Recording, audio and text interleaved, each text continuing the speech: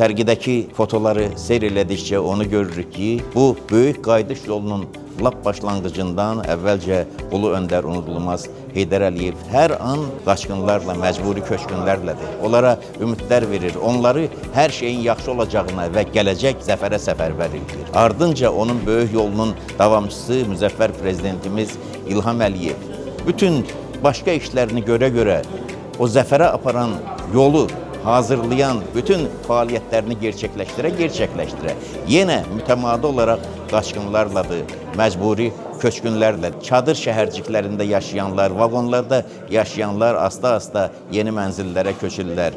Zəfərimizdən sonra bu mütəşəkkil şəkildə, miqyaslı şəkildə həyata keçirilən böyük bir Azərbaycan hadisəsinə çevrildi.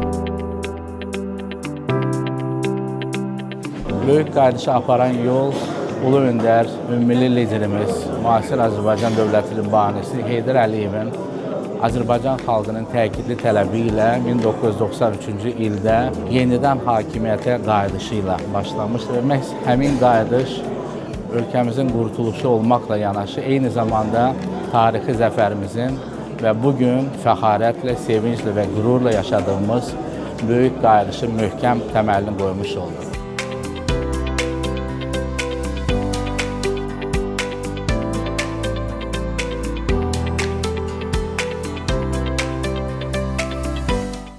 O dövrdə çəkdiyim şəkillər burada əsas yerlərdən birini tutur. 10 il oyla işlədiyim dövrdə Heydər Əliyev bir neçə dəfə qaçqınlarla görüşlərdə iştirak eləmişdi. Hətta onun göz yaşlarını da mən görmüşəm.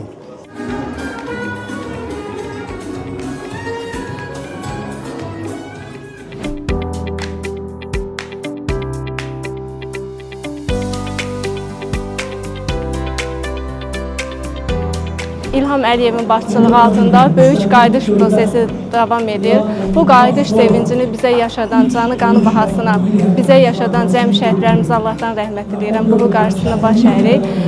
İnşallah ki, Böyük Mərcanlıdakı Cəbrayılın Böyük Mərcanlı kəndində öz evimizdə İlham Əliyevlə görüşümüz bizə qismət olsun.